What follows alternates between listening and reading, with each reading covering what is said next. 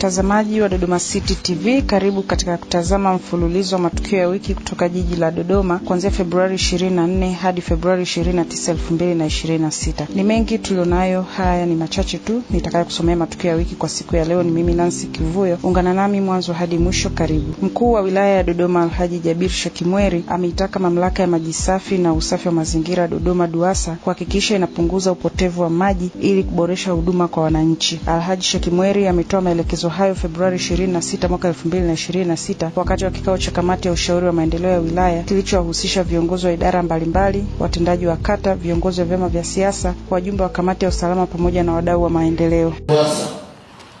Tuwaombe sana mdhibiti wastage. Maji yanayopotea ni mengi sana wakati kiwango cha uzalishaji mpya ni kidogo kali ya mahitaji. Kwa hiyo nadhani nguvu mnayotumia kwenye kutafuta vyanzo vipya, nadhani mngeipunguza kidogo hiyo nguvu, mkadhibiti yanayopatikana yasipotee. Pengine ina kitu tunayosema isingekuwa hapo. Lakini la pili kwa DUWASA ni maji taka. Mara nyingi tukasikia kufanya mawasilisho, kuna story nzuri unaisikia unaelewa ya maji safi.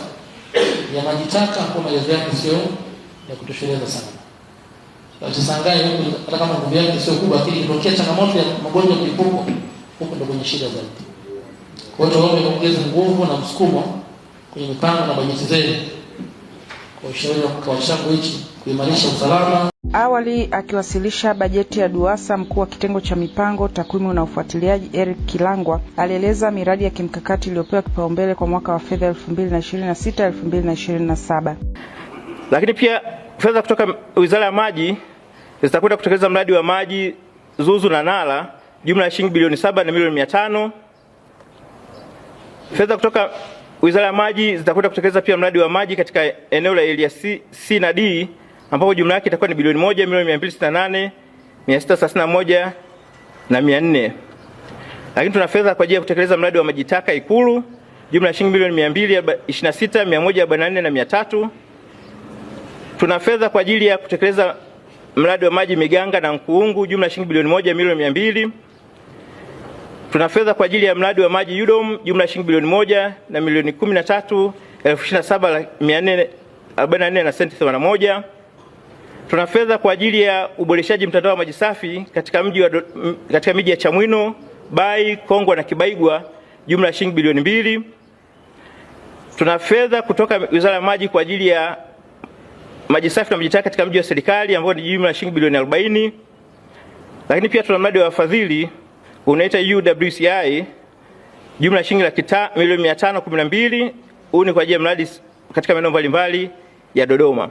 Bajeti ya mwaka 2026-2027 ya jiji la Dodoma ni kielelezo cha ukuaji wa kiuchumi na dhamira ya serikali katika kuboresha miundombinu na huduma za kijamii kwa kuzingatia nidhamu ya kifedha na vipaumbele vya kimkakati. Halmashauri inalenga kuifanya Dodoma kuwa jiji la kisasa linalokidhi mahitaji ya wakazi wake. Hayo ameyasema mchumi wa jiji la Dodoma Francis Kaunda alipokuwa akiwasilisha mapendekezo ya mpango na bajeti ya halmashauri ya jiji la Dodoma kwa mwaka wa fedha 2026-2027 kwenye baraza la madiwani lililofanyika katika ukumbi wa mikutano wa halmashauri. Mheshimiwa Mwenyekiti, katika mwaka wa fedha 2024-2025 halmashauri iliidhinishiwa kukusanya na kutumia jumla ya shilingi bilioni 143.2 kwa mchanganuo ufuatao: mapato ya ndani bilioni 62, mishahara bilioni 65, matumizi mengineyo bilioni 3 na miradi ya maendeleo bilioni 17. Kwa upande wa mapitio ya mapato ni kwamba katika mwaka huo wa fedha halmashauri ya jiji ilikadiria kutumia jumla ya shilingi bilioni 143 na hadi kufikia tarehe 30 Juni 2025 makusanyo halisi yalikuwa jumla ya bilioni 152.3 sawa na 106% ya makisio ya mwaka husika wa fedha. Hivyo tuliweza kuzidi malengo yaliyojiwekea. Na katika hilo kwa upande wa mapato ya ndani tuliweza kukasimia kukusanya jumla shilingi bilioni 62.6, lakini tuliweza kukusanya jumla shilingi bilioni 65 sawa na 103.8 ya malengo. Kwa upande wa matumizi tuliweza kukasimia kutumia jumla shilingi bilioni 143, lakini hata hivyo kwa kipindi cha kuanzia Julai hadi Juni tumeweza kutumia jumla shilingi bilioni 144 sawa na 101.2 ya makisio ya matumizi kwa mwaka husika. Mheshimiwa Mwenyekiti, kuna mafanikio ambayo tuliyapata katika utekelezaji wa bajeti ya mwaka wa fedha 2024/25 ikiwemo ujenzi wa barabara yenye urefu wa kilomita 1.6 kwa kiwango cha lami kutoka barabara iendayo Singida hadi hospitali ya jiji pale Nala. Lakini tuliweza kuanza ujenzi wa jengo jumuishi la kituo cha afya Makole, ambapo lengo ni kuboresha huduma za afya kwa wananchi wa jiji la Dodoma. Tumefanikiwa pia kukamilisha ujenzi wa kituo cha afya Ilazo, ni kituo cha kisasa ambacho tayari kimeanza kutoa huduma. Mheshimiwa Mwenyekiti, katika mwaka wa 2024 pia halmashauri iliweza kutekeleza ujenzi wa shule mpya kupitia mradi wa SEKU, ambapo tuliweza kujenga shule mpya sekondari Matumbulu, na azima ikiwa kuhakikisha kwamba kila kata inakuwa na shule ya sekondari. Katika mafanikio yote kunakuwa na changamoto ambazo tumeendelea kuzitatua, ikiwemo wafanyabiashara kutunza kumbukumbu sahihi kwa ajili ya makadirio, na hii yote ni namna ya kuonyesha ukwepaji wa ulipaji wa kodi ya serikali. Lakini hata hivyo changamoto hizo tumeendelea kuzifanyia kazi, na tumeendelea, wananchi wameendelea kuelewa na kuhakikisha kwamba wanatoa au wanalipa kodi zao kama ambavyo inastahili. Juhudi za kulinda na kuhifadhi mazingira zimewainua wakazi wa mtaa wa Nzuguni C kufanya usafi wa mazingira katika Jumamosi ya mwisho wa mwezi, zoezi lililohitimishwa kwa upandaji wa miti kama sehemu ya kuhamasisha jamii kuendeleza utunzaji na uhifadhi wa mazingira kwa manufaa ya kizazi cha sasa na kijacho. Zoezi hilo liliongozwa na kaimu meneja kanda namba 2 wa halmashauri ya jiji la Dodoma Henry Kamarara kwa kushirikiana na wananchi wa mtaa wa Nzuguni C na chama cha mafundi ujenzi na rangi Tanzania cha Marauta. Naitwa Henry Kamarara, kaimu meneja wa kanda namba 2 ya Nzuguni. Leo hivi tumeshiriki zoezi la kufanya usafi kama zoezi la kitaifa ambalo limeasisiwa na Mheshimiwa Rais, lakini pia swala la mazingira pia limeasisiwa na makamu wa rais nchini kwa ajili ya kufanya usafi kila mwezi. Na sisi leo tumeungana na wananchi pamoja na mafundi ujenzi Tanzania walioshiriki kama ambavyo mnawaona hapa, wameshiriki na sisi katika kufanya usafi katika eneo hili la Nzuguni, mtaa wa Nzuguni C. Kwa hiyo tunawashukuru wananchi waliojitokeza kufanya usafi, na tuendeleze kama ilivyo desturi na tamko la Mheshimiwa Rais la kila mwisho wa mwezi tuweze kufanya usafi katika mazingira yanayotuzunguka. Lengo hili linatusaidia kuboresha maeneo yetu ya kazi, lakini kufanya mazingira yetu yawe safi na kuepusha magonjwa mbalimbali ambayo yanaweza kuibuka. Kwa hiyo tunashukuru wananchi waliojitokeza pamoja na mtendaji wa mtaa wa Nzuguni C aliyewaalika wananchi hao kufanya usafi siku ya leo. Lakini vile vile pia ni rai yetu kama kanda namba 2 iwe ni zoezi endelevu tuwe tunafanya mara kwa mara kwa ajili ya kufanya mji wetu kuwa safi na mji wa Dodoma kuwa safi. Asanteni sana.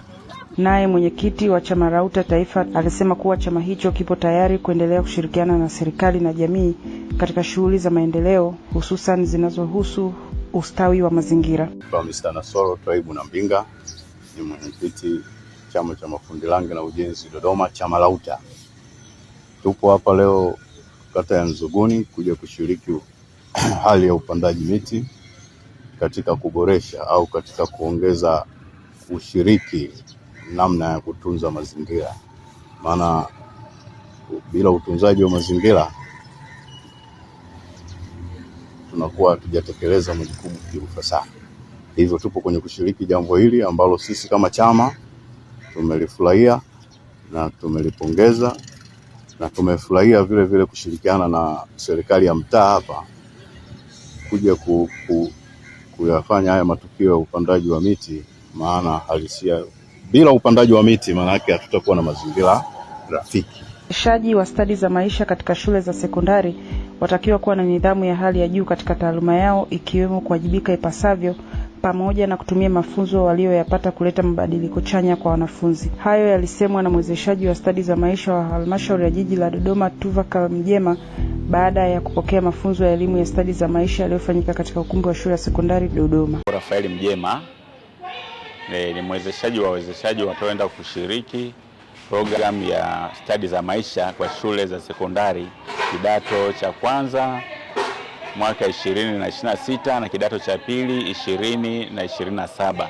ambayo ni programu ambayo iko chini ya Camfed Tanzania, na programu hii katika jiji la Dodoma imefunguliwa rasmi leo na afisa elimu sekondari Bwana Daniel Mapilia, na baada ya kufunguliwa leo hii tarehe 27 mwezi huu wa pili 2026 tutakuwa hapa katika ukumbi wa Dodoma sekondari kwa muda wa siku 5, yaani tarehe 27 mwezi wa pili 2026 hadi tarehe 3 mwezi wa 3 2026.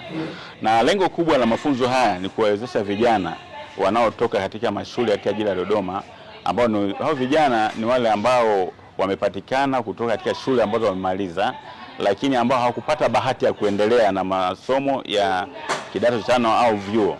Hivyo shirika Camfed Tanzania limeanzisha mradi maalum ambao uko chini ya Wizara ya Elimu, wanashirikiana pamoja kwa ajili ya kuwezesha vijana hawa kuwajengea uwezo, wakawafundishe vijana wengine katika shule za sekondari ambao ni wanafunzi sasa katika kidato cha 1 na cha 2 katika nchi ya Tanzania, katika halmashauri 41 tu kwa sasa.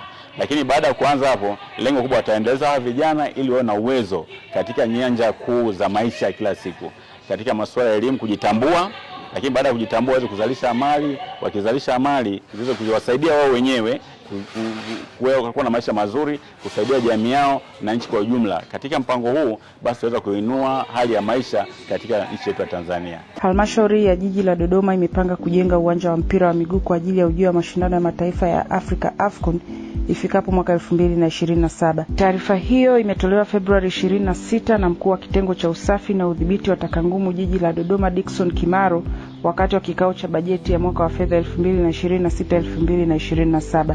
Kwa mujibu wa Kimaro, uwanja huo unatarajiwa kujengwa katika kata ya Chamwino kwa gharama ya jumla ya shilingi bilioni 19, ambapo awamu ya kwanza itagharimu bilioni 11 na awamu ya pili itagharimu bilioni 8. Kwenye mtoro kuna eneo la kuchezea kwa maana ya football playing ground au pitch, ambao litakuwa na nyasi asilia.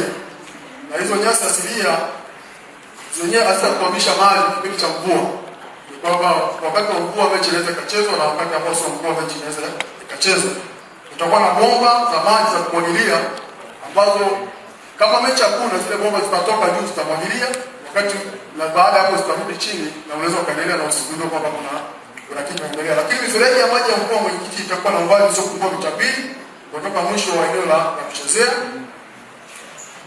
Ukienda kwenye vyumba mwenyekiti, kwenye ligi kwa sababu tunategemea kwamba ni uwanja ambao unaweza kutumika mechi mbili zitachezwa kwa wakati mmoja.